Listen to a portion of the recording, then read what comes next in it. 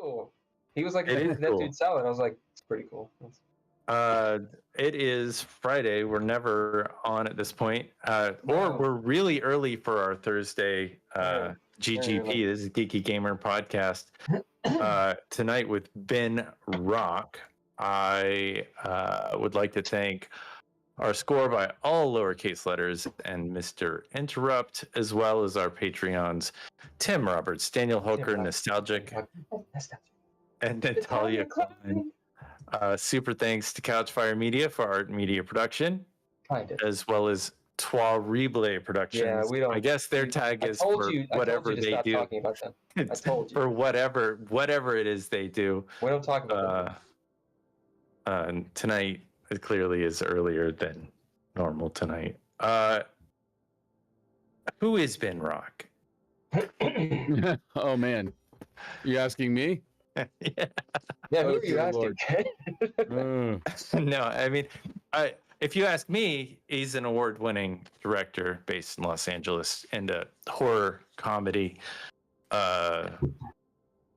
Just been in it for a long time, a veteran, some might say, of independent cinema and probably dependent cinema, if that's a thing as well. A little bit of dependent cinema in there, yeah.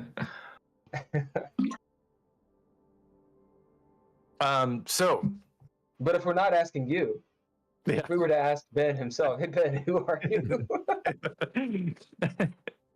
I'm that guy. I'm that guy at Starbucks on a laptop editing some video thing in the corner, and I don't want you to look at it. But I showed up at Starbucks, so I kind of want you to look at it. That's who I am. Right. Nice. So you're an artist, okay? Yeah. Anything else? Yeah. No. I mean, like I do a lot of stuff with film. I do a lot of stuff with theater. Actually, the last 3 weeks I've been like wall to wall with theater projects that I'm doing projection design in, which is, you know, when you're in a play, if there's any interactive video, which more and more plays want to have. I did in the last month, I did 3 plays, projection design, which was something that obviously dried way the hell up during the pandemic. But theaters slowly limping. Is that the Sirens of Titan? Is that what you're talking about? Oh no! I mean, Sirens of Titan is a play that's a play I directed 7 years ago. Okay, actually, so that was a minute ago. I'm a huge Vonnegut fan. Oh, that was the Sirens of Titan was a great experience because I'm a huge Vonnegut fan myself. That's probably my favorite of all his books.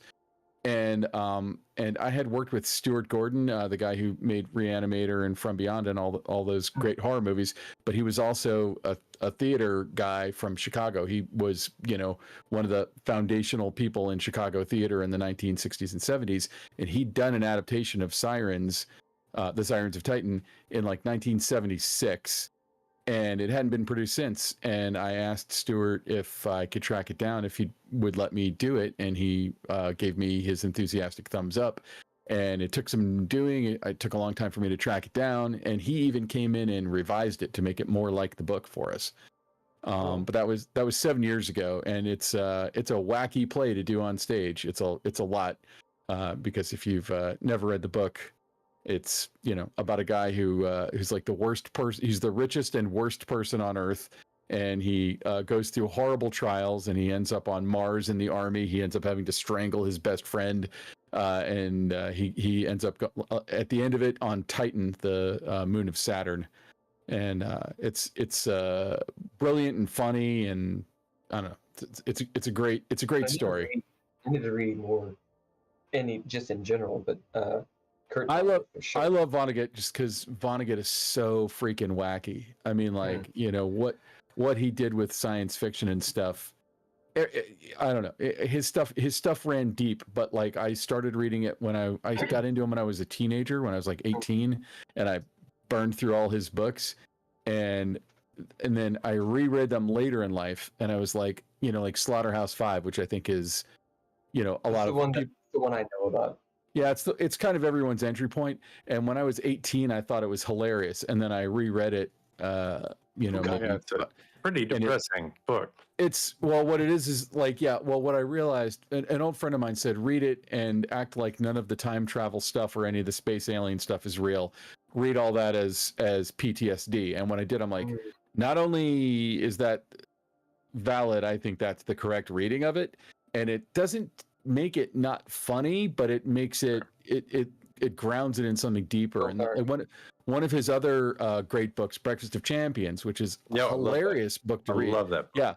Yeah, well, you read it again and realize that it's like read it through the lens of his own depression, and you're like, oh my God, the Sirens of Titan, basically so this is what Stuart told me, because when he did the adaptation of the Sirens of Titan in the 70s, Vonnegut helped him. Like Vonnegut read the script and gave him notes and basically said, you're being too close to the book. You should make this its own thing and don't feel like you have to stick to every detail of the book. But he said that Vonnegut basically said that he released that book in 1959 and no one got it. And then he kind of rewrote a similar idea as Slaughterhouse-5 10 years later. And it was the biggest hit of his entire life.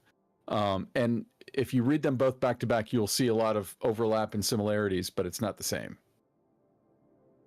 But anyway, that was the last. I haven't directed a play since then because a year later I became a dad, and that'll put a damper on your LA theater habit, which is. I was literally rolling in dozens of dollars from all my theater work back then. Yeah, I don't think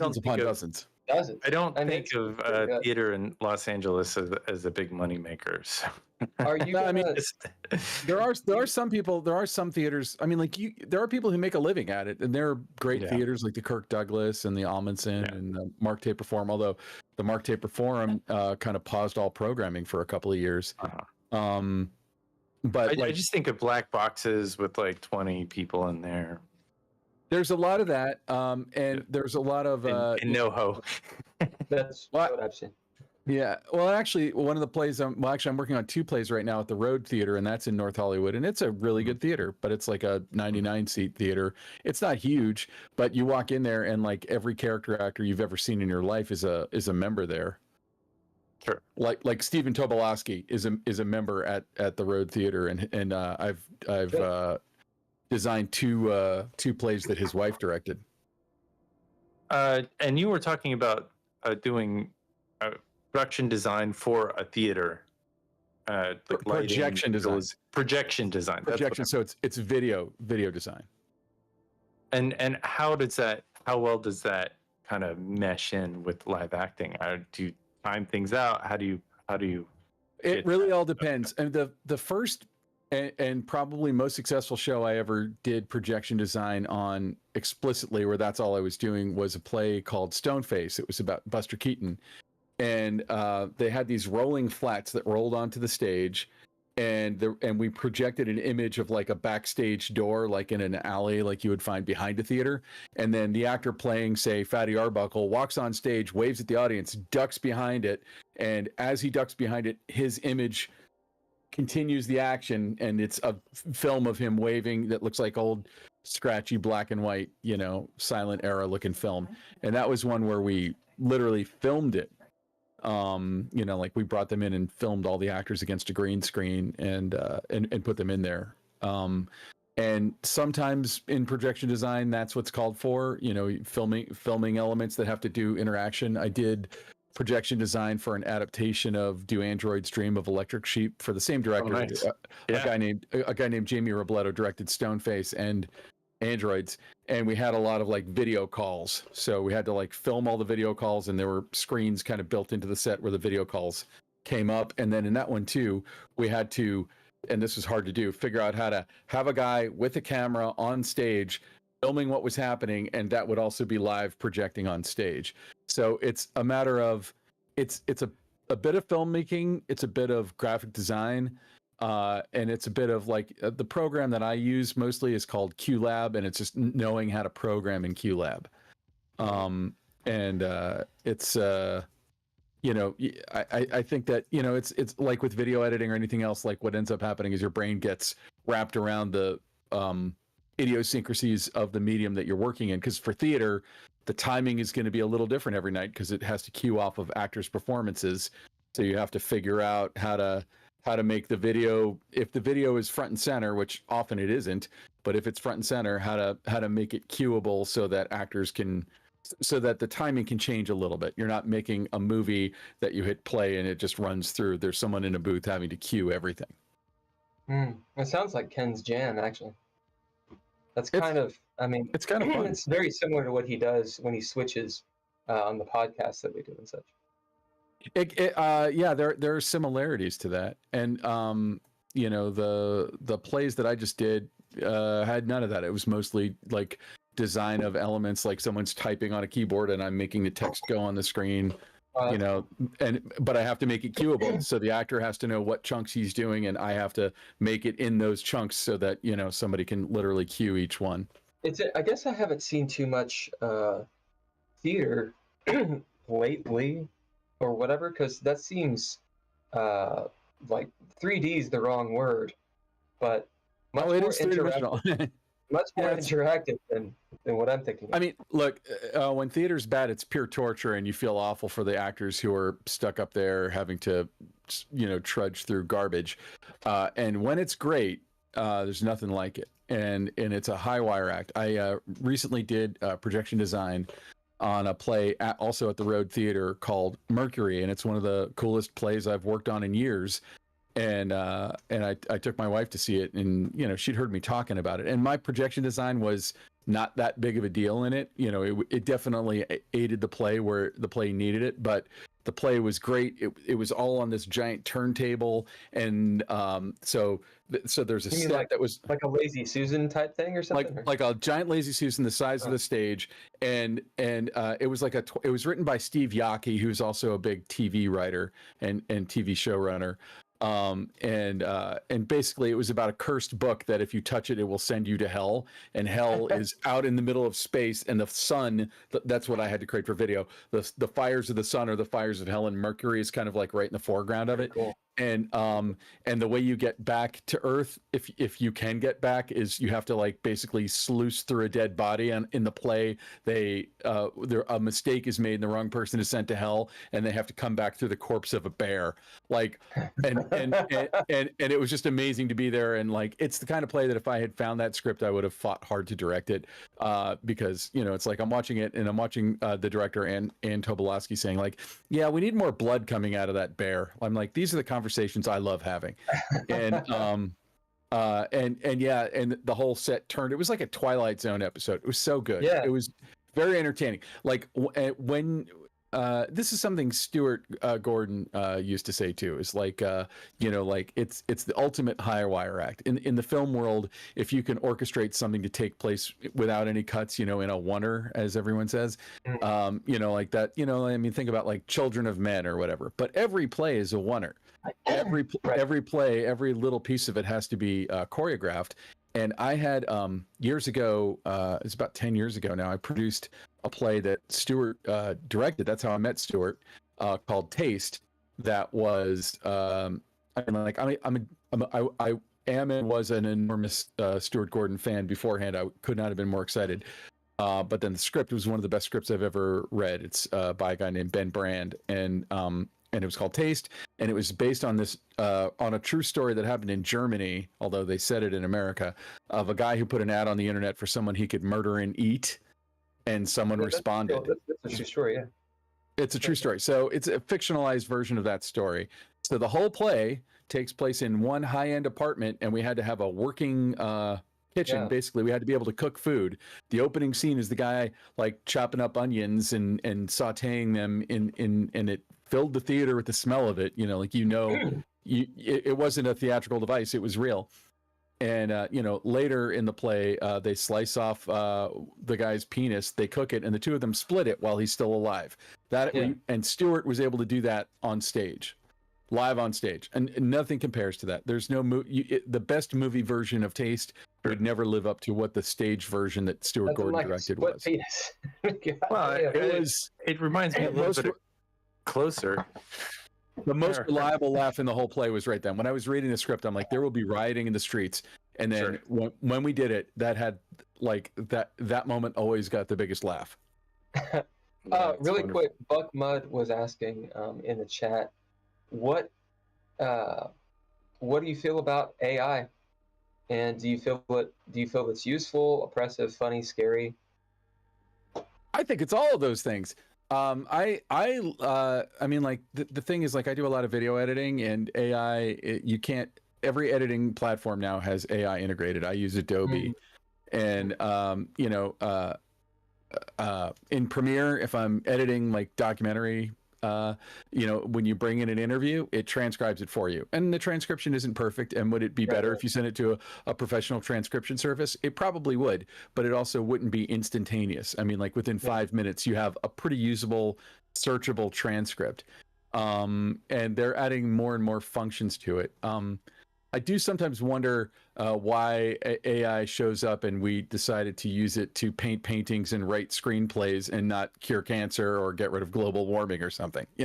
Like it seems like maybe we could put it to doing things that people don't love to do. But I would point anyone who's interested. There's a new product coming out. It's in beta right now called Strada, STRADA, that Michael Cioni created, and it's a post-production workflow thing that leverages AI. And it's like it's not doing any of the creative work. It's doing the bullshit work. The grunt work. It's doing things like organizing your footage and transcribing it and putting it in bins and syncing it and the stuff that, as an editor, you'll be like, oh crap, I got to do this. Like it's the stupid work you do before you do the actual creative stuff. Generative AI is cool. Like I was saying, I think before we got on here, like I was way into Midjourney for a long time, and I eventually canceled my subscription. But I think it's interesting. A good friend of mine is a painter. He's a fine art painter. He paints oil paintings. His name's Gabe Leonard, and he loves using those things to kind of, he'll have an idea for a painting and then he'll run it through that and kind of see what the hack versions of his idea look like so he can avoid them. Interesting. There's, that fear that it will take over acting or writing, and the best cautionary tale I've heard, and I don't know if he wants his name associated, so I won't say who it is. But during the Writers Guild strike, I was picketing with some of my friends. I'm in the Directors Guild. We just rolled over and let the AMPTP rub our bellies immediately. But the Writers Guild and the Screen Actors Guild fought the good fight, and I showed up as much as I could.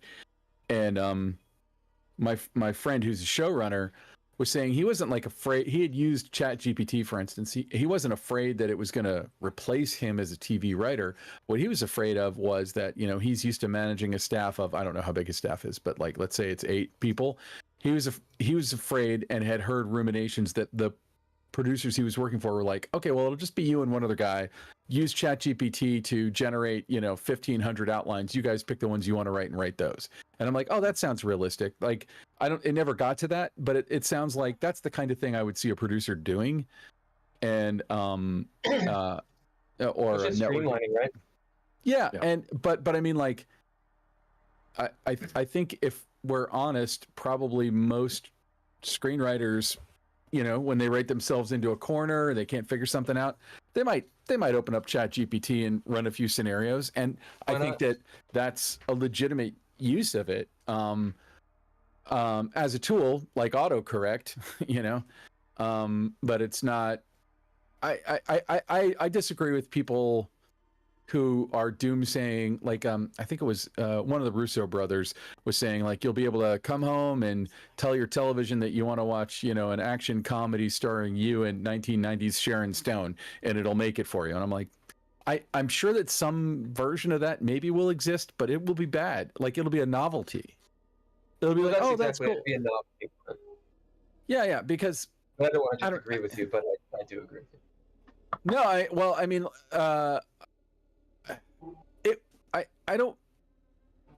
I guess to go back to even talking about Kurt Vonnegut, like, could AI like make an original piece of work that would move you like a great novelist or like a great painter? I think that if you're like, what I loved about Midjourney is, I'd put in like thoroughly fucked up prompts like, cover for the kids book, Hell is Filled with Meat Clowns, right? Like, I want to see what that looks like. And it would make something that looked like the cover of a kid's book called Hell is Filled with Meat Clowns. And I'm like, that's cool.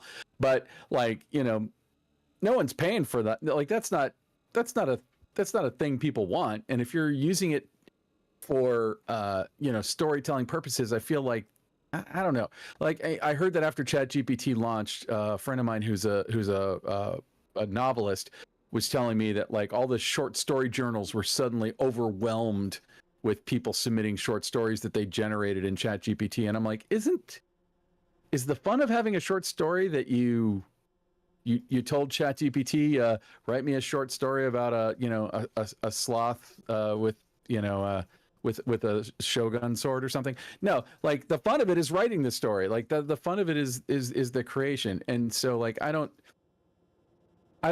don't know who reads it. I don't know who I don't understand the joy that you would get out of having ChatGPT make up a short story for you, and it's not like short stories are like, oh, I got my short story published, I'm on my way to the Lamborghini dealership. Like, there's literally, here's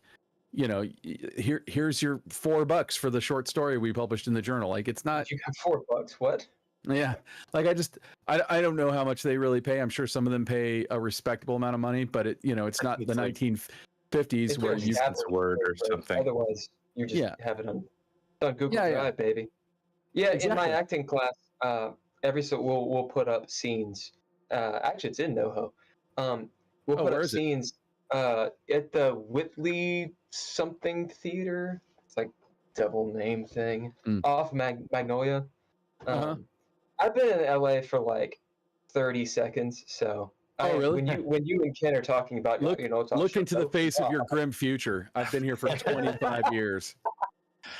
Well, but when they do when we put up stuff, we'll take scenes from or monologues from stuff that's already been done. We'll write our own. Yeah. And every so often, someone will come up. They'll put up a scene. They'll do it. It'll be funny. It'll be kind of clever, a little bit tropey. And afterwards, the teacher, a dude named Gary Imhoff, will be like, so where'd you get this? What's it from? And every so often, they're like, oh, it's from AI. And we'll be like, that's why it didn't make sense.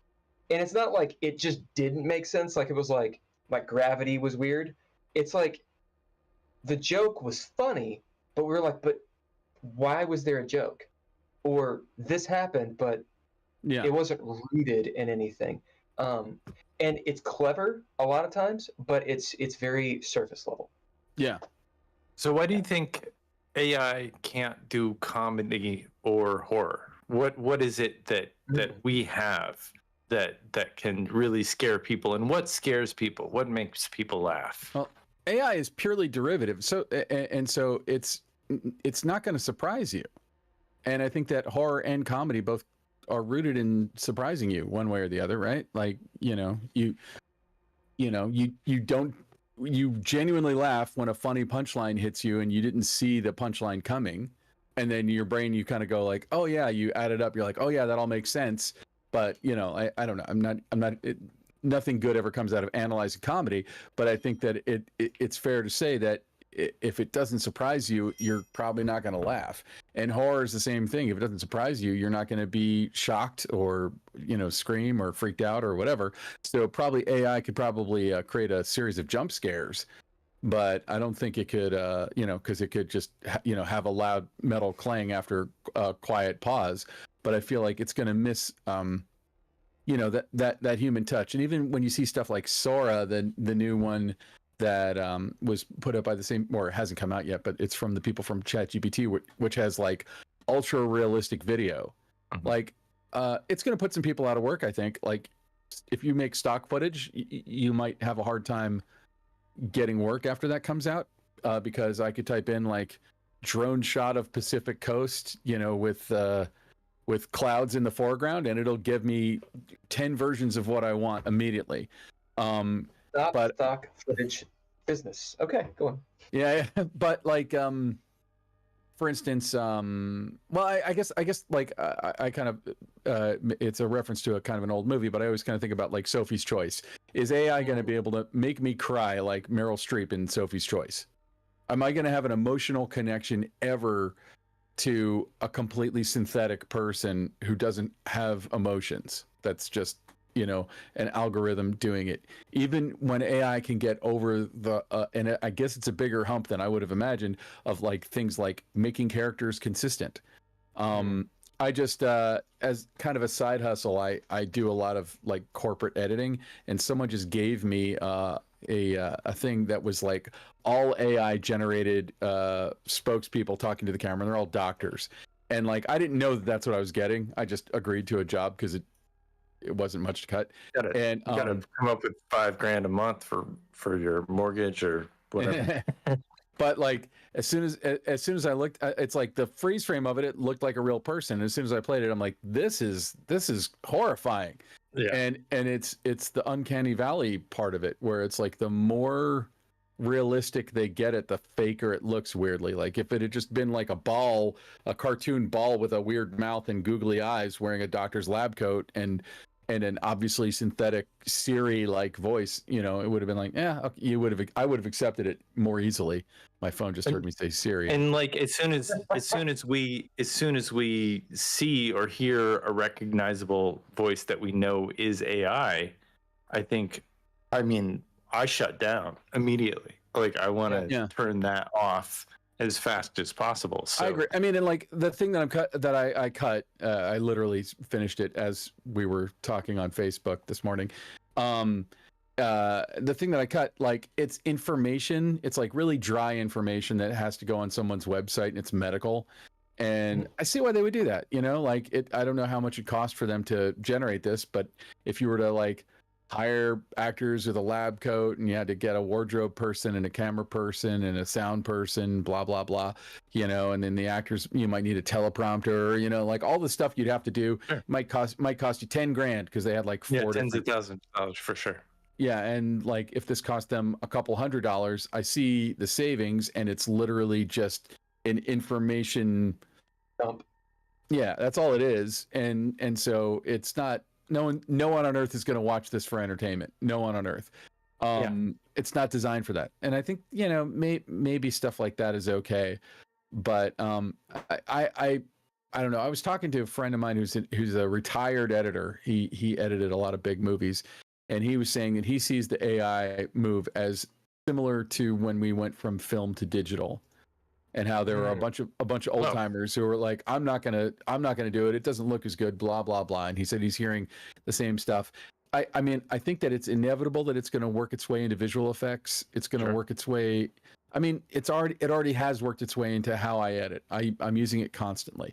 And Photoshop's generative fill, I'm completely addicted to generative fill in Photoshop because like I was doing it. I'm breaking down a movie that hopefully I'm going to be directing soon, and I'm building all these overheads to show like where I want the camera positions to be. And sometimes it's like I can't find the exact location with the exactly what I imagine in it. So I'll just grab 5 images and cobble them together. But I realized, it's actually easier to just circle it on in Photoshop and tell it what I want, and it'll just like blurb, and sometimes it's impossible. You'll sit there for 20 minutes and not get even closer, but sometimes the first try is like, oh wow, that's better than searching for it endlessly. And you can do so much with it. And I do think that Adobe's AI is more ethical than the others, which is why it sources it from already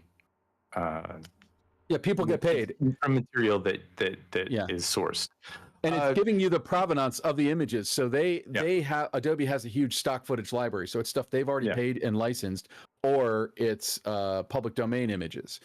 And so like in Midjourney I would amuse myself by like writing like Chevy Chase eating a burrito out of the trash in an alley or something and crying, and it's like you'll never get that out of Firefly, because it's careful about its use of actual people's faces and stuff like that. But Midjourney is like, I want to see Daniel Day-Lewis in a lobster suit. Bleep blorp, there it is. And Photoshop is the same way, or like Adobe products are the same way. If you ask for something that is just a little too close, they've got a lot of restrictions on what they will. I was trying to do something where I just needed shots of weeds. I was trying to add weeds and grass. And I think even the use of the word weed, it was like, you can't, I think it thought I was going for drug paraphernalia, and I was literally like, it was a shot of the woods and I was just trying to add weeds. So you guys are obviously of the ilk of, you remember Napster? Yeah, I am. Of course. You were like, you were like born after Napster, weren't you? Just no. I'm actually about as old as you guys are. I doubt that seriously. I just look young. I loved Napster, and one of the things that happened, at least from my memory, from being a Ute at the time, people were bitching and moaning about, not getting paid, and people like, essentially pirating. And there's this whole thing about it. And I was like, look, I just want to see the movie. Right? So as whatever the moral stance is on that, in my opinion, if there's a tool that you can use, regardless of the IP that it breaks, right, or abuses or whatever, like in some places in the world, people are gonna adhere to it, right? Mhm. Because basically the long arm of the law can get them. But if you're, for example, in China, that ain't gonna happen, right? So inevitably, I would assume that these tools, I'm not trying to like vilify Midjourney, but tools like Midjourney that just do whatever the hell people want it to, that's going to trump something like Photoshop that you have to pay for. I mean, you have to pay for Midjourney too, by the way. Oh, you have to pay for Midjourney. Yeah. Right. Midjourney is to get like the basic plan is like $30 a month. So you're not. What is it for Photoshop? Because I get it through work. It's probably closer to that. It's $20 a month. Like to get the full Creative Cloud from Adobe is $50 a month, and if you call them and threaten to cancel it, they'll give it to you for $30. I see. That's interesting. Where I was going with that question, but go on. I want your opinion on what I just said, actually. Well, I guess the truth is, yeah, I mean, like someone will figure out how to make a free version of Midjourney, and there are things like Stable Diffusion that do similar things that you can get relatively free access to. I do think that it is it is kind of on, honestly, it's on our lawmakers to put some kind of guardrails around it so that it's not. I mean, Napster was well, because eventually it's going to come around and eat the tail of the innovation that it's trying to create. Like eventually I mean, the why of it is, for instance, like Sarah Silverman sued ChatGPT because she found out that her memoir was like basically scanned and used in the large language model that they had used to create it. And then you could go on it and say, write me a Sarah Silverman joke about blah, blah, blah. And it knows the way she puts together a phrase. Her style. Yeah. And like one of the things that they've been saying that a lot of these things might be doing is just scouring YouTube videos and just transcribing them and pulling information out. And it's like, but I think that Google has stopped that, or I think YouTube has stopped that allegedly. And the argument kind of goes both ways, because you say like, okay, let's say I'm a painter and I go on the internet and I look up, my friend Gabe Leonard. I'm not going to say somebody public domain like Rembrandt, somebody who's working right now, Gabe Leonard, who makes a living painting paintings. That's what he does. And I study him and I get good at painting like him, and then I paint just like him and start trying to sell my paintings. I probably won't sell them as easily because he has a brand name for people who buy his stuff. But like, what's the difference between me doing it and an AI doing it? And I guess, on some levels it is kind of a similar thing. But when you're talking about copyrighted stuff, that it's just slurping all the data out of, and basically data mining and using machine learning to figure out how to be Sarah Silverman, how to write like Sarah Silverman. I think it's hard to not say that you're not taking away. It's hard to say that you're not taking away value from her book and giving it away. 100%. And to me, that's the damage. But also, like, I will get into the ethical thing about piracy. Like, right behind me is the poster for the movie I directed. The movie came out in 2009, and it came out 2 weeks earlier in Japan. And before it was in the DVD days. Before it even hit DVD, it was on every BitTorrent site. What's the movie? Because your depth of field does not allow us to see it. I apologize for the title. The title's hokey, but you can blame everything else. Pretty good title. Yeah, it's called Alien Raiders. I hate the title with a passion, but it's a dumb title. I mean, to me, it's like a campy movie title, and we didn't make a campy movie. But that was Warner Brothers. Basically, they changed it. Well, George Rascala was our post soup. So, oh, nice. Our mutual friend. Yeah, I name for the I did want to comment just a bit, because I know you felt the same thing before we move on too far past Napster and piracy, because they called it piracy then, is I came out with the film around that time, 2008, 2009. It was rated okay.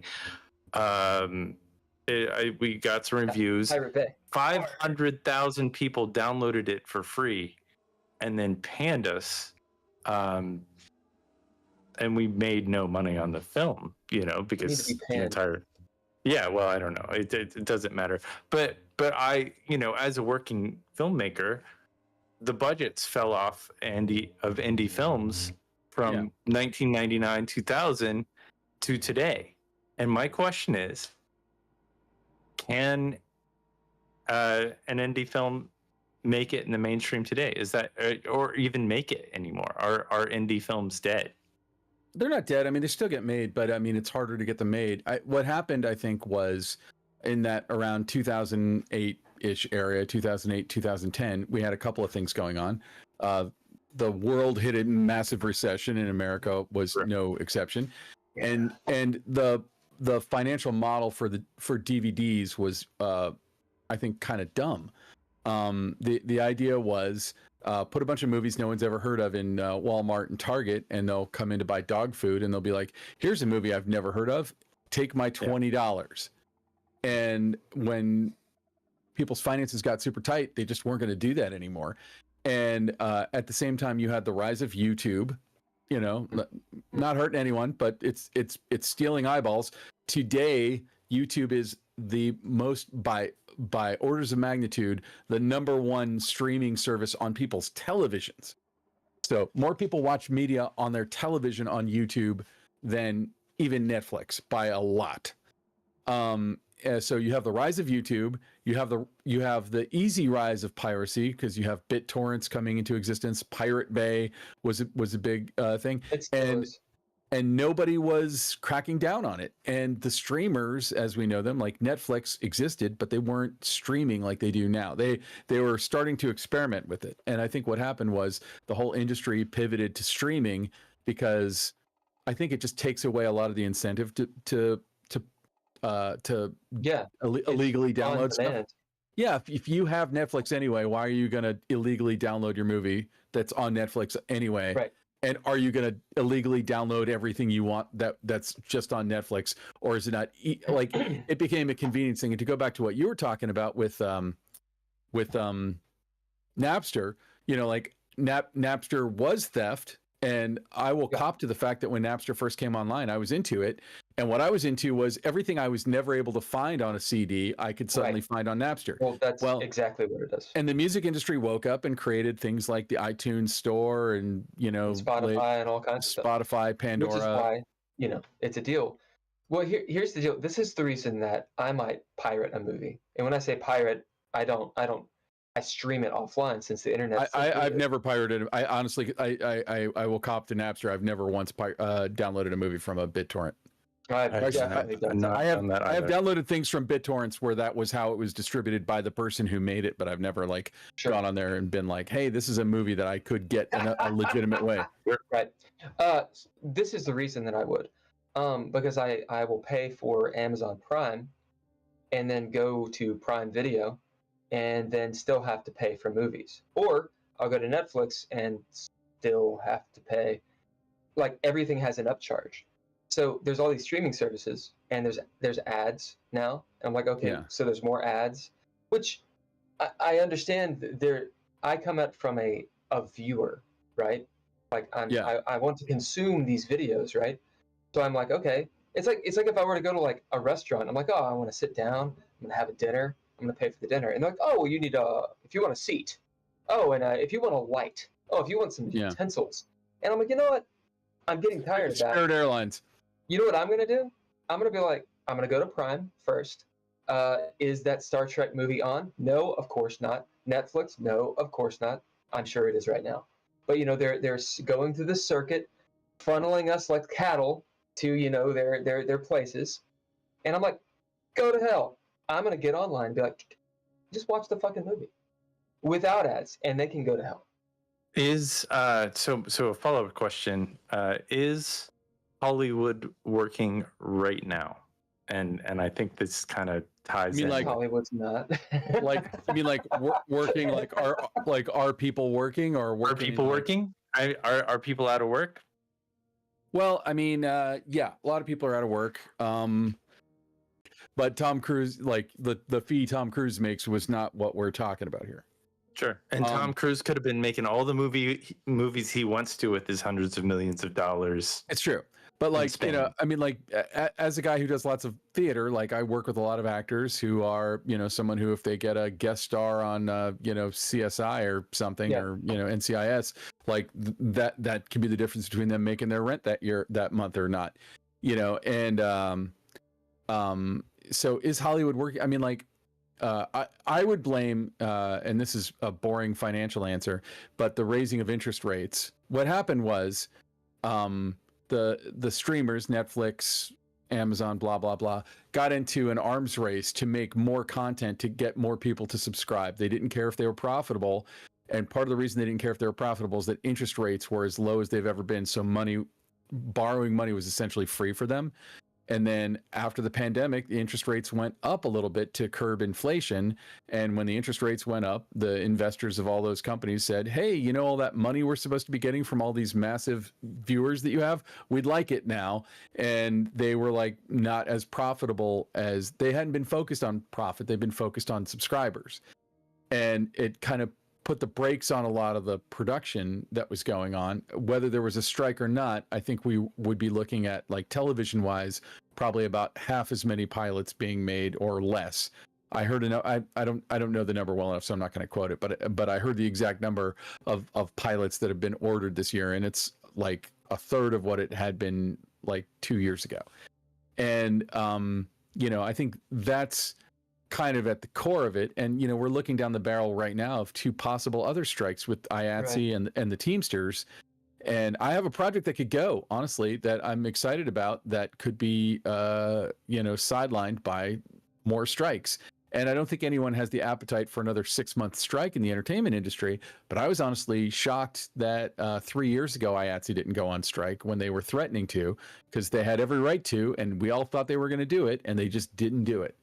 I don't actually know the history of the Teamsters striking against the entertainment industry, but you know, I met a lot of Teamsters while I was on strike with Writers Guild. You know, we can Bill. We know a Teamster or two. We could probably get them to be on our little podcast. I've worked with a couple just doing crew stuff. But so is it working? I think it's a mess right now, and you know, part of it is that, like, to a degree, we've come back to the movie theaters post pandemic, but I think that there's a different vibe on movie theaters, and I think the streamers are making less stuff, and just fewer people are working. And, you know, meanwhile, like during the pandemic, like the cost of housing in LA went up, which shocked me. I couldn't believe it. Like, houses in my neighborhood were selling for numbers that I was like, really? Who's paying more money during a pandemic when no one can work? Sure. Like, so weird. But money changed. Money changed during the pandemic. It seems like it was just coming out of the woodwork. We weren't going out. We weren't spending all this money. Yeah. And so it's like our economy shifted, I think, quite a bit when that pandemic happened.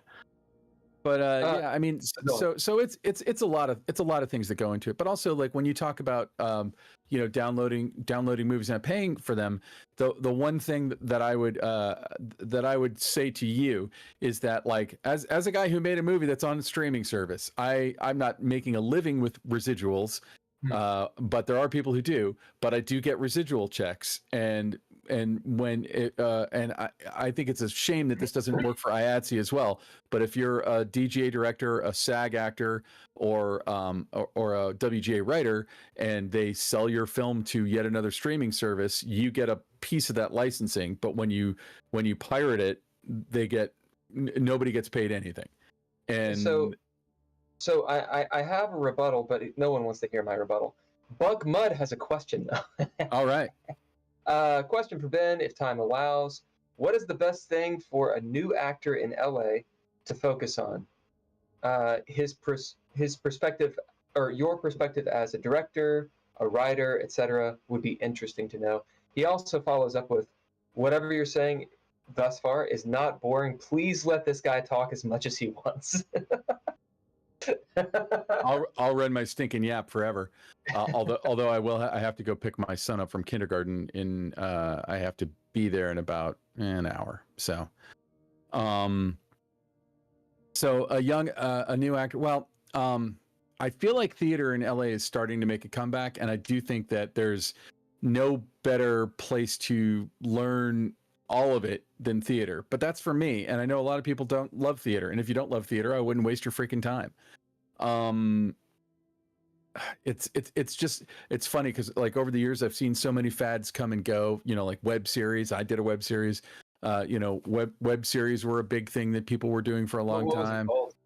It's called 20 Seconds to Live. It's a horror comedy. You could watch every episode we did for free. You don't even have to go to Pirate Bay, and you can watch them all right now. And it's if you just go to 20secondstolive.com, they're all there. And each episode, I think our longest episode is like 3 minutes long, but most of them are about 2.5 minutes. It's all very short, and it's sometimes pretty gory, sometimes pretty violent, sometimes just funny. But anyway, I mean, it's I know some of my closest friends in the world are actors. Most of them are people I know through theater. And I was a member of Sacred Fools Theater for a long time, but Sacred Fools dissolved its membership company about a year or two ago. There are still a lot of really good membership companies that you could get involved with, like The Road, which is one of the ones I'm working at right now. I'm not a member there, but I'm working there. Theater of Note. I don't know, if you look around, you can find them. And it's like, to me, the trick is find people who, this is what I loved about Sacred Fools, is they had a similar sensibility to me. So like, I love theater that does weird ass shit that you're not going to see anywhere else. And you're probably not going to see it in a movie. And as a director, it's maybe a blessing and a curse, because I feel like maybe if I didn't have theater as an outlet, I would have pushed harder to make more films. And I'm always pushing to make films, but it's like, if I agree to direct a play, that's about, from start to finish, maybe 6 months worth of work, culminating with like, probably a couple of months of intense rehearsals, where you're rehearsing every day of the week for, maybe 6 weeks. And then the show runs like another 6 weeks. And it's one of those things that feels very productive, but it's not like necessarily forwarding your career. But that being said, I've met so many people who I met in theater who I ended up working with professionally. And also in LA theater, you'll end up working with people who are like recognizable, sometimes name actors who do this stuff. And I think that theater is just like, it's not the farm leagues for film. It's its own thing, but there's so many skills that overlap. The other thing, and also it's just like a good networking opportunity. If you were in theater around me and I had a project that I needed to cast, and you were the correct physical type, and I could stand to be in the room with you, I probably brought you into audition for it.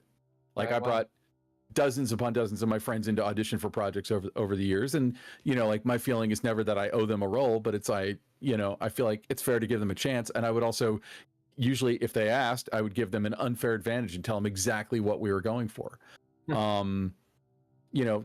5 years ago, I would have said audio. You have trust there. Yeah. You have any kind of shorthand, or at the very least, they know that you're not there to dick them around. You're not there to exploit them. You're there to collaborate. And I think theater has to, if you can't learn anything else from theater, it's that you have to collaborate. You are relying on, like in the run of a play, the cast a lot of times is helping with set changes, and even just like paging a curtain back so someone can walk through it, or helping somebody change a beard backstage, or whatever it is they're doing.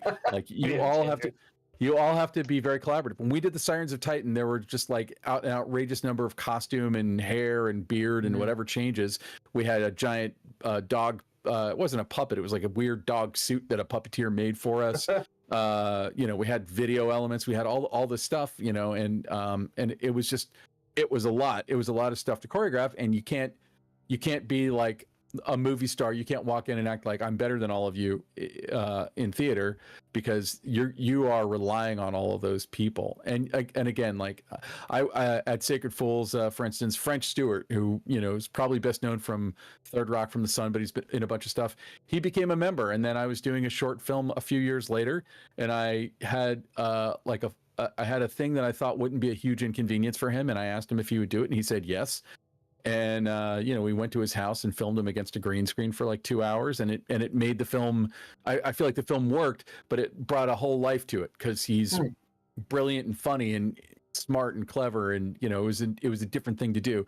And I also think that shit like that will get you into more film festivals. Does that pay your rent? No, but every little bit helps. It's a war of attrition, and I feel like the longer you can find a way to stay in it and keep fighting, and making yourself not just relevant to the people around you, but like making the industry interesting and relevant to yourself. That's the hard part, is like staying locked into it. And because I think that I have known more than one person who, like, it was their singular focus in life, and after 5 years, 10 years, 1 year, they're like, oh, I see what this is really like, and no, I'm not interested in banging my head against this brick wall. I'd like to have a stable life, and I'd like to know how I'm paying my bills and be able to see my children. So raising funding for films. Oh yeah, how does that happen? How do you do that? You've got a film in the works. I mean, like, I can't really speak to like how the fundraising thing itself works in any of the cases. So, because like Alien Raiders, the movie I was hired, that movie was going to get made if I'd said no, someone else was going to make it. Like, yeah, you were sent a script. Probably, I'm guessing, because they used to send me scripts. I was sent like 2 scripts. Yeah. We had to combine them and then trim them down. Yeah. That was like they had a. Yeah. So I mean, there's kind of 2 ways of it. Like in the case of like Alien Raiders, like I was taking pain away from someone else. They needed someone to do a job. It was a crappy job. The job was make this overstuffed movie in 15 days. In a 15-day shoot, with 6 weeks of prep. And I could go on and on about like the many turd sandwiches that were that were expressed to me before I agreed to do it. And you kind of go, okay, well, if I do it, then it's like you're just hopping into a machine. So the movie that I'm hoping to get made this year is a different situation, but in this situation, I have I don't want to say too much about it yet because none of it has been announced. But I've gotten a script that I've been working on for a long time. That's a script I really believe in. It's a kind of a horror thriller thing, and we found the right producer. And this producer is someone who's done enough stuff that they know how to find the money to do it. But also the distributors trust this producer so much that when they show up with this script and me attached, and I wish my name meant more as a director, but like they're willing to take this producer's word for it that will give them what they want, that we can make that script at the budget that we're talking about. And it's a bigger budget than I've ever had to work with, but also it's still not that much. And it's not like enough. Alien Raiders was a 15-day shoot, and this is probably going to be like a 26-day shoot. So it'll feel like a lot. Hey, 10 whole more days, but it's not. Yeah. Like 26 days is a very short shoot. Sure. I shot a feature with like 7 people in 5 days. I get it. So it's no, I mean that's a beatdown. I mean, like I got into the industry because of the Blair Witch Project, and the Blair Witch Project was a tiny crew, and and the budget. I've never gotten an exact number, but I know it's between $25,000 and $35,000 for the whole movie. And I also know that a big source of that was First Person on IFC. John Pearson's show gave us 2 segment fees, which I think together were about $15,000. So that wasn't even an investment. That was just, here's money to make 2 segments of this show for IFC. How did the Blair Witch Project change cinema? Because I feel like that's an important thing to to talk about. Oh man, I mean, like I sort of feel like when I talk in any kind of grandiose terms about Blair Witch, it's like the member of the rock band showing up to their concert wearing their own T-shirt. Like how did it change cinema? I think that actually, I'll tell you, the real legacy is every movie got marketed on the internet after that. They saw the potential of the internet, because the internet wasn't really a big enough thing for anyone to even think about marketing. And it took a long time for the marketing divisions at studios to even power up to that. And it took a company like Artisan that was kind of relatively new and relatively small to take a chance on something a little odd, but they weren't taking that much of a chance because it had a lot of buzz on the internet. The chance they were taking was that the internet buzz would translate to people buying a movie ticket, and it worked. Today, I don't know that would work. Something could be the most viral thing on Twitter, and nobody who's not on Twitter would even know that it's existing. And I don't have a gajillion followers, but like I've been retweeted by people who are like Clive Barker retweeted me once, and I was like very impressed, and I thought it was the coolest thing ever. But like I thought, oh, okay, well, it was a call to action. It was actually crowdfunding for season 2 of 20 Seconds to Live, and I was like, oh, we're gonna get all kinds of stuff, and it's like, nah, you don't get as much as you think. It takes an enormous social media imprint, like tens of millions, to move thousands of people. Okay, let me ask the question better again. What happened that allowed the Blair Witch Project, the first film? What happened to allow it to exist? You couldn't have stopped us. Yeah. You couldn't have stopped it from existing because it was so cheap. It's like, I mean, at the time, I was 26 when I worked on it, and at the time, $25,000 or $35,000 sounded like a lot of money to me. I was paid $300 a week to work on it, and I was happy to be there because I loved the concept, and I wish that I could have put my own money into it because I believed in the concept, but I didn't have any money to put in. But like even then, I knew that like if the movie did nothing and made no money, being out $25,000 or $35,000 even in the 90s isn't gonna like prevent anyone from eating. Like it's more money than anyone wants to lose, but obviously we've seen movies that lose tens of millions of dollars even back then. So getting it made, it was going to happen, and the actors were not SAG, so it wasn't done through SAG, and so we were able to basically create a scenario outside of kind of the strictures of what you'd be required to do with SAG actors, i.e. like meal breaks and the normal amount of sleep and all that stuff. and like we were literally left them in the woods. Actually, that's where it was like an indie. They got left. We couldn't afford transportation. But like we would, like they would go to sleep, and we'd be back at Ed Sanchez's condo, and my alarm would go off at 3 a.m. We'd all put on camouflage and hike out into the middle of the woods where they were and fuck with them in their tent. And SAG would frown on these things. And honestly, it was a psychological experiment in some ways. It was. There was a re-out. Here's the thing, and I've said this like 10 times in the last week, but anyone could steal this idea from us and make a found footage film in any genre, any way they wanted, that would basically follow what we did. Create a LARP, and the LARP has to have the build of a dramatic story, and it could be a fantasy LARP. It could be anything. Create a LARP and show your actors how to operate cameras and drop them into it, and you all agree. And I feel like you could do it without leaving people in the woods all night. That was something at the time I thought was a very cool punk rock idea. Today, I think I might be a little more like, today I'd be more cautious. Today I'd probably be like, yes, I don't know, someone could break their leg, like something, they could get attacked by a bear. I don't know what's going to happen. OSHA would be yeah. So, that's what enabled it to get made. But then, like the phenomenon of it was the rise of the internet, and the internet was just becoming a big enough thing that you could use it. And it goes actually back to John Pearson, because what happened was John Pearson had put basically our pitch tape that we had made as a segment of Split Screen, and then paid us for that as a segment, and then paid us for another segment which would be aired after we made the movie, that would kind of tease the movie that we had made, right? And he had a chat board for Split Screen, and I guess it was just it kept crashing, because after the Blair Witch thing went, people were just destroying it.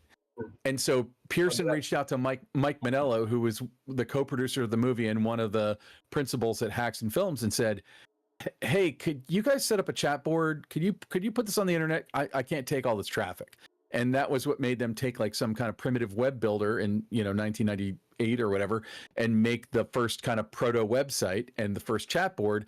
And then they started getting overwhelmed, and it started gathering steam, because I don't think there was a lot of stuff like that on the internet. And I think that a lot of the genius of it, and I can take credit for having helped build it, but I can't take credit for having come up with the idea in the first place, was the deep, rich mythology behind the story. And I think this is what everyone has missed in all the sequels, is that I think that when you're an executive, you go, oh, what you want to see is attractive people in their 20s running around in the woods and shaky cam. And I think that like what ended up happening, perhaps accidentally, was that we created this weird mythology that people were like, whoa, is this real? And there was like a piece of it that was new that you could experience, and they couldn't wait to experience it. So it created an itch that you would scratch by going to see that movie. And I feel like the two sequels are modern day sequels. And like, I think Joe Berlinger is a phenomenal filmmaker. I think Adam Wingard is a phenomenal filmmaker, and Simon Barrett is a great writer. I'm not trashing anyone at all. I think that it was a corporate thought. I'm not even trashing the corporate people for thinking this, by the way, but I think it was a corporate way of thinking that said, let's make this modern day. And we even have like a Trojan horse in the mythology of Blair Witch, which is to say that these events only happen once every 50 years. There's like one event every 50 years, starting in the 1700s. So if you are, and probably most people don't give a shit about that, but I feel like if you're 20 more years to go. Well, exactly. I feel like because the first one's set in 1994, so I feel like in what 2034, 2044, you could really go for it. 2040 is not that long. 16 years. No, it's pretty soon. You could start planning it, but I feel like that was. I don't know that I don't know that I've seen it replicated quite that well. I've seen mystery box the JJ Abrams idea of a mystery box. Like, I think we sort of created a mystery box a little bit without meaning to, because I won't speak for the other guys, but like I didn't know what I was doing. And when you don't know what you're doing, you'll just take weird chances, because you're like, right. I guess I guess this is the next logical thing. Yeah. And and then like once it started to get momentum and you start to see what works, once we started seeing what works, by the time it got to Sundance, like that's kind of where it blew up. But the Sundance and post Sundance story of it are very common, especially at that time in the late 80s through the mid aughts. Even today, a movie that blows up at Sundance can then go off and make a bunch of money. And we maybe made theatrically, we ended up making more than anyone, certainly more than we could have anticipated. But it was the hit of the summer.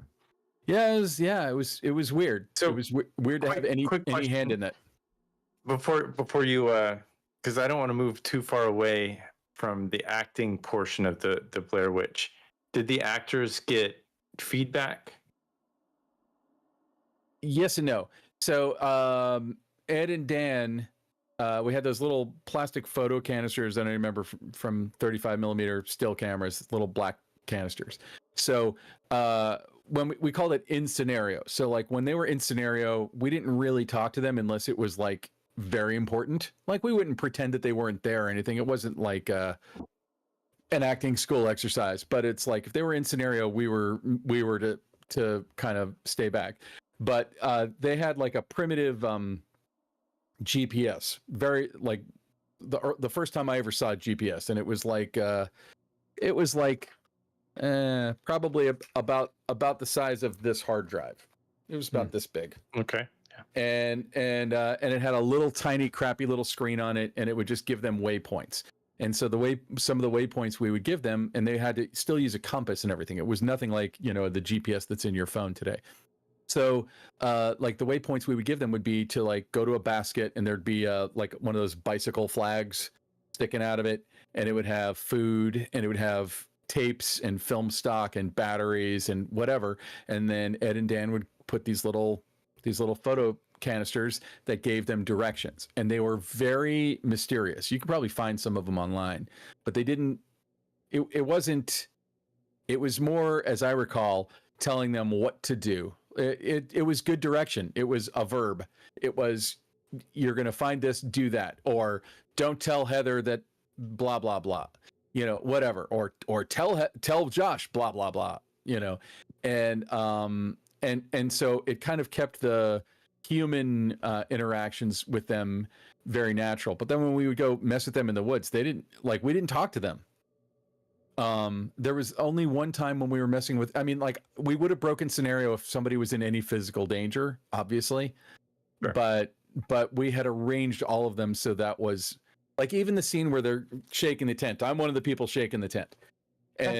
And Greg Hale, the producer, and I had gone out into the woods and placed their tent. Usually they set their own tent up, but we placed it because we wanted them running on a certain trajectory. And when Heather screams, "What the fuck is that? What the fuck is that?" and you can't see what it is, it's actually like a guy completely covered in thermal underwear with everything. And we were just hoping that you would get like a glowing blob off of her camera, but she was too far away and you got nothing.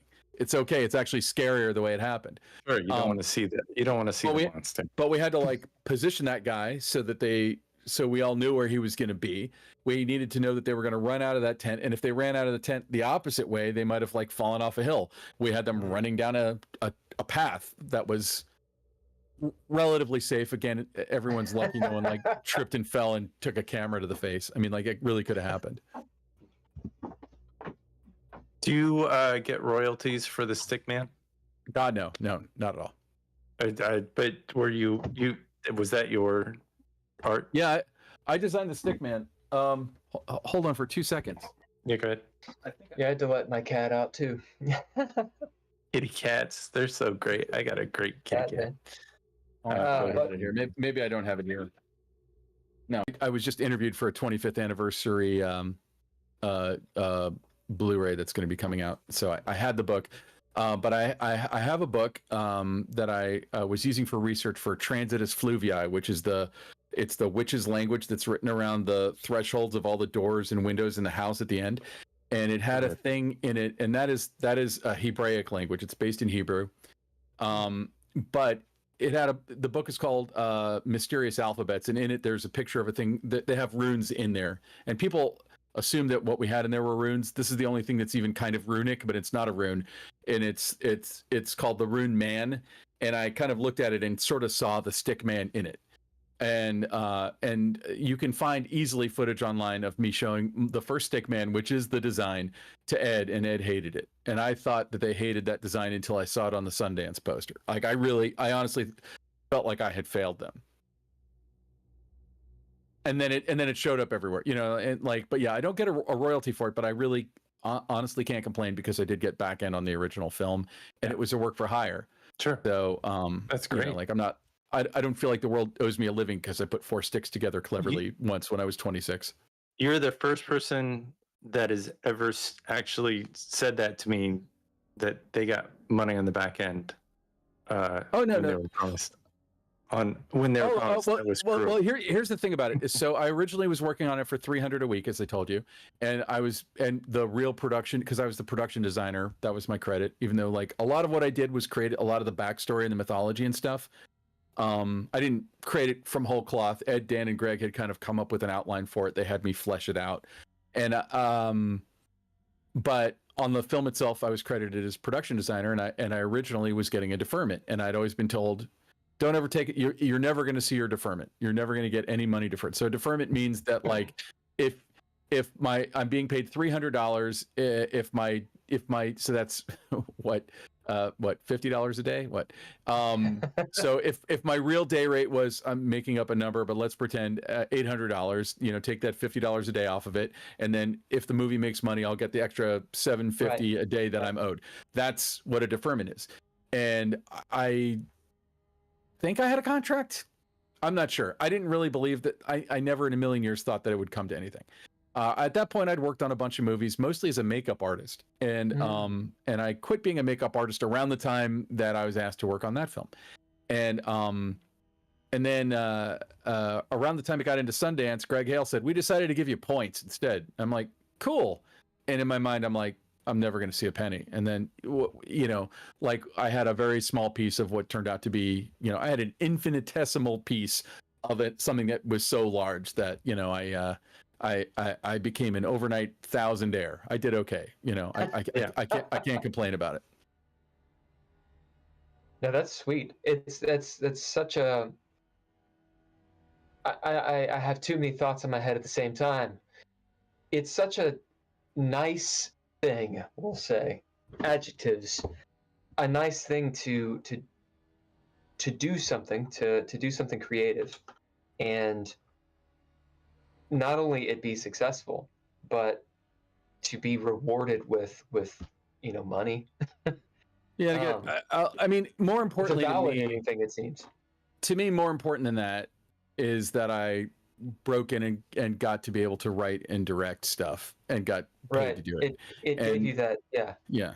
And the industry, the industry out and out sucks, and everyone who's in it is on a roller coaster, and you're hot some years, and your phone won't ring some years, and I've had my share of both of those, but like I got a boost probably 10 years earlier than I would have if I'd just come out here and worked my ass off, because as luck had it, I had worked on a thing that I just thought was really cool that ended up being a giant phenomenon, but it's almost the exception that proves the rule. Like, I feel like the lesson is work on the things that really hit you. When Greg Hale pitched me the idea for the Blair Witch Project, I had the same response that audiences ended up having, like, because he pitched it to me like it was a true thing, and then revealed that it wasn't, and I bought it, and and so I feel like that's I had kind of a visceral, very positive response, and I couldn't wait to be I begged to be a part of it, and because I thought it was the coolest idea I'd ever heard, and as it turns out, it maybe was the coolest idea I've ever heard, even to this day. Like, it's impossible to catch lightning in a bottle, but I think maybe but the lesson isn't go make a found footage movie. I think if you're inspired to do it, do whatever you're inspired to do. But like, if something really hits you as like, that's the fucking coolest idea I ever heard, maybe other people will feel the same way. And if you're able to help make that, bring that thing along, I think that the team that made it, including and maybe especially the actors, it was such a perfect storm, and a lot of luck, and but also some well-honed skill from like Ed and Dan, not just coming up with, and Greg too, coming up with the way that we did it, but then also Ed and Dan sitting in the edit bay for 2 years and sifting through dozens of hours, basically 8 days worth of almost nonstop video footage that they had created, and some of the film footage in the 90s, and creating, well, they were on a media.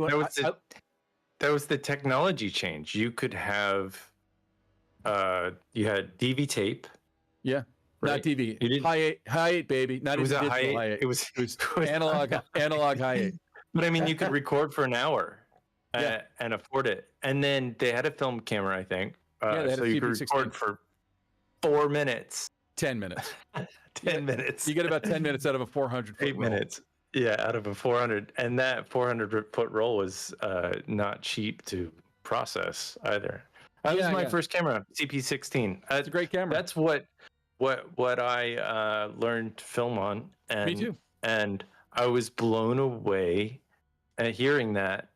I think I knew that from years and years ago, that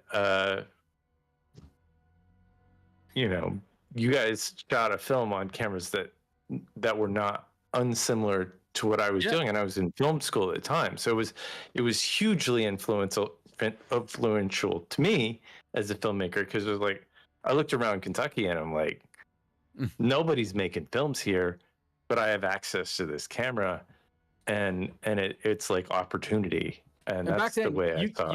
You could buy a CP16 back then, or a Frezzolini, which was a very similar camera, for about $2,500, including the lens. Yeah. Which, compared to an Arri SR3 or something, that would have set you back, I think, $150,000. And the same film stock goes through it. If you know how to use it, in our DP, the late great Neil Fredericks, like he figured out how to do the pushing of the stock and how to handle all the lab stuff. And, but on a $25,000 movie, I hesitate to even ask Greg, like how much of the budget was just film stock processing and transfer. Cause that shit would, my senior thesis film in college was shot like that. And I spent, I think, like $12,000. Like I made half a Blair Witch, and it was just all 16 millimeter. Half a Blair Witch, money wise, certainly not fan base wise. Sure. But yeah, I mean, and today I think we live in a time where the Creator, the new Gareth Edwards movie, was shot on a Sony FX3, which any jamoke could walk into Best Buy right now and buy for $3,500 right now. Sure. The camera they shot the Creator on. The lenses will run you a little more, but anyone could make a film on that. And even the camera that I'm using right now for my webcam uses the same sensor. It's a Sony camera, and it uses the same sensor. And I think you can get this camera for like $1,200. Could you make a feature on it? 1,000% you can make a feature on it. Yeah, I mean, and it's so much. Like, do you ever get disheartened? All the time. I don't even know where this is going. Yes. because the stuff we shot in the 90s and the 2000s is all standard def. I mean I've retransferred the blow up of the Blair Witch is actually pretty amazing, the way that the high transferred onto cinema. Well, the film stuff I did, like I made a film on 35 millimeter right before I moved to LA, a short film, and I had to cut the negative and all that stuff. And maybe 10 years ago, I was like, they're not going to be transferring film forever. So, it didn't actually cost me that much. I went and got it transferred. I should have gotten it transferred to 4K, but I got it transferred to high def. Sure.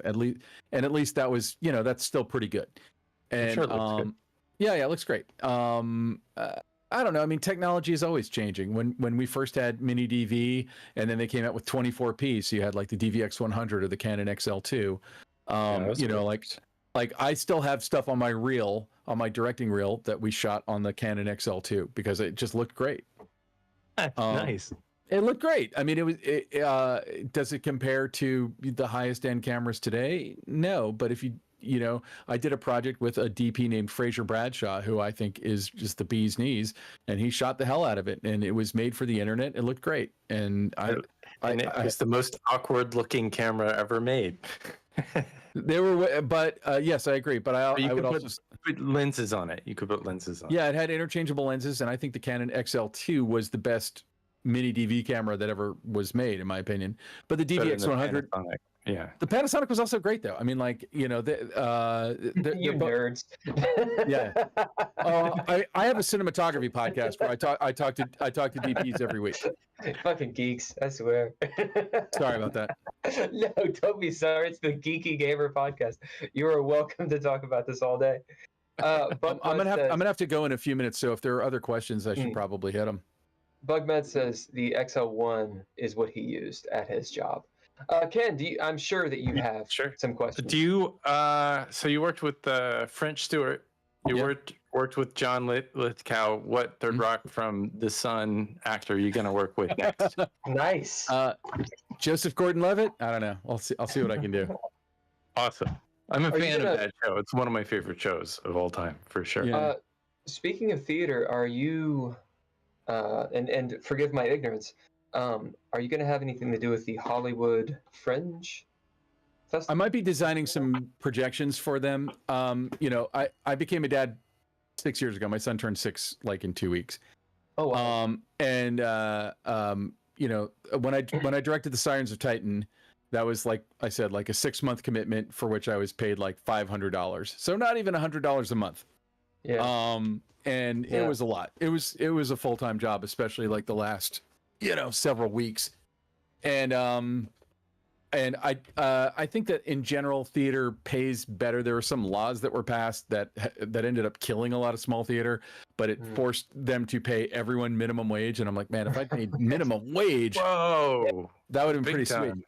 Well, it's like I'm of two minds about it, because on the one, it wasn't designed for theater; it was designed for like gig workers.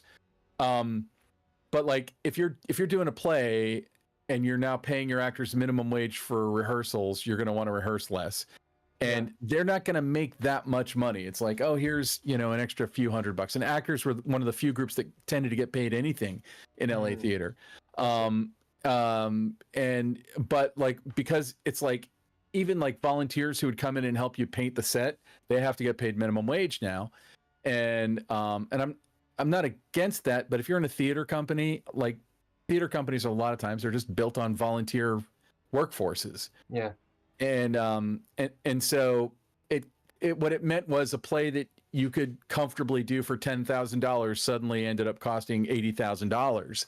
And that meant that the theater needs to make that much more in ticket prices, which means they make safer choices in what plays they're going to do. And to me, the whole reason to do theater is to do less safe stuff. That's my bias. I did a deal production of Peter and the Starcatcher, and I mean, we didn't get paid. It was all tips and stuff, and it wouldn't have happened if we got paid. Like, if no one gets paid, you can do it. Like there's a theater company I know of that's a really good theater company called the Loft Ensemble, and it's all volunteer and they don't charge for tickets. It's like pay whatever you want. You could pay nothing to go see a Loft show, and they don't even know if you paid because it's online. Like they give you a QR code, and so you can donate money to them and go see it. And if no one gets paid and it's all volunteer, you can get away with that. The problem is then it's just harder to find good stage managers, good scenic designers, good, like all the people who really make the show happen. right. And I think that a company like Loft, I think they have all those people in house and they all really believe in the mission of the company. And so, you know, I mean, that's a legit way to do it. And I could be wrong about the Loft. This is just what I've been told. But like, you know, like the theater stuff that I'm doing now, you know, it doesn't pay, you know, I'm not on my way to the Lamborghini dealership after I get their paycheck, but it pays a respectable amount for the amount of time that you put into it. But that means that a lot of these organizations then just have to spend a lot of money writing grants and applying for arts grants. And, you know, because theater isn't like, you know, a mainstream art form that everyone on earth wants to go to. And I always find it mysterious, especially as I get older. Like, it was always kind of the cliche that like the older people wanted to come see, you know, South Pacific or Oklahoma or like all these, you know, the kind of most tired classics that have ever been done. Like, I have no desire to see that, you know, like, you know, would it be cool to see a play like Quills that I'd seen a good production of, or, you know, Endgame or something like that? Yeah, I mean, there are classics, but, you know, like, I think what's fun about theater is that you can try new shit and you can do stuff that no one's ever seen before, and you know, it can be a really vibrant, living thing. And for a while there, I really feel like LA theater was doing a lot of that, and I feel like right now it's kind of on its heels a little bit. So, you know, I may be doing a couple of things for Fringe. I'm supposed to be doing projection design for 2 plays for Fringe, but I'm not directing anything for Fringe. And I've never actually directed anything at Fringe. Not because I'm too good for it, but just like I've never had the right project at the right time. My wife did. She directed a play called All the Best Killers Are Librarians that, like, I think it won some awards at Fringe a few years ago. Oh, wow. So we know that you got to go pretty soon. Ken, any last questions? You ever play role-playing games? I have, but I'm not great at it. My friend Paul Feldman, I don't know if you know Paul. He's he's the biggest RPG guy I've ever known. You think he'd ever want to play game online, maybe like a tabletop role-playing game like this. I guarantee you he would. I don't, did you? Is that yours? Yeah, Bill wrote that role playing game. We play an immersive role playing game every Monday, 7 p.m. Shameless Eastern plug. Shameless plug. time zone. You would be welcome to play if you wanted to, if you had the time for it. Yeah, if you ever play found play yourself Space off on a Marine. Monday, we Come get some schedule Space something in Marine. advance. It's hard for me to do it with the kid. 7 p.m. Sure. is also really bad because that's like right at his bedtime. Yeah. Well, it wouldn't be 7 it's- p.m. for you before. Oh, I could do it. I feel like the world's biggest slacker when I am during the workday when I'm like doing something leisurely. Even like I have a cinematography podcast where I interview DPs, and sometimes I'll have to like in the middle of the day go see a movie in the theater, and I'm like, I feel like I'm cheating. Oh, speaking of what, your podcast and how do we find your projects and what is your podcast and all that stuff? You can find everything you ever wanted to know about me if you go to benrock.com, just the way it sounds, BENROCK. The cinematography podcast, you can find it wherever you find podcasts. I just 2 days ago, it hasn't dropped yet, but I interviewed the director and DP of Hundreds of Beavers, which if you get a chance, run, don't walk to see Hundreds of Beavers. It is the most fun you'll ever have. It's so cool. And your link tree is at Neptune Salad. Yeah. I set up the link tree recently, and someone was like, "What? Are you starting an OnlyFans?" But you know, I don't know. I saw a lot of people using Linktree. It's helpful. It's really helpful. Linktree is fine. The issue that I've run into with Linktree is it's cosmetic. Maybe is the right word. I don't know. Yeah. It all of the clicks go to Linktree and not your website, and so there's that sort of SEO issue. But whatever. I kind of just want people to watch my stuff. You know, like I put links to all of my films and various it's an easy things that I've done place. up there. So benrock.com, and you got a podcast, cinematography, and you got a project coming up that you can't talk about, which is can't talk about it. and mysterious. Yeah, It's not early in the morning. Oh yeah, it's late in the afternoon. No, well, early in the morning is I don't actually know what's going on with that. That's on my IMDb, and that's I had talked to the producer years ago about it. I don't know where she is with that at the moment. and so it's just one of those things that gets on IMDb, and they're like stretching it out. Well, what happens is stuff gets put on IMDb. A friend of mine was my writing partner and everything, the guy who I co-created 20 Seconds to Live with, and he and I did Video Palace, which was an original horror fiction podcast for Shudder, and then we did an Audible original called Catchers together, and you know we've been doing stuff together for years. He was on to write a movie that was an adaptation of a video game called Kane and Lynch, I believe, and that was like 15 years ago, and it's still on his IMDb, and it's never gone away. Nice. So early in the morning, like I don't know what's going on with that, but no, that is not the film that I'm talking about. The film I'm talking about is not on my IMDb currently, although there is one that might be on my IMDb called Orlando Cares. I don't know if it's still there or not, and that is another feature. But it's a little, it's not as certain. If anything is certain in this business, it's less certain than the thing that might be happening in the fall. So, all right, good. Dude, thank you so much for jumping on. Yeah, thank you. And welcome to Van Nuys. Yes, thank you very much. If you ever want to get coffee, you let me know. If you ever want to play some DreadLore, let me know. I'm not against it. I'm not great at role-playing games because I tend to be the guy who's like, what's the most dangerous sounding thing I can do right now? And then I destroy the whole campaign. Yeah, you're like 10. Yeah, I dig it. Yeah, I do that all the time. Any anecdote? You got a joke, an aphorism, a quote you want to end with? I have advice for anyone on any film set. Do it. Bring an extra set of shoes, leave them in your car. At lunch, change your shoes. And bonus, change your socks. Make you feel like a whole new person for the rest of the day. Yeah. That's great advice. You're on your feet all day. The best thing you can do is just change your shoes halfway through the day. Right on. Don't eat sugar. Diabetic. I can't eat sugar anyway. Yeah. All right, man. Don't do it. Ken, you want to lead us out, dude?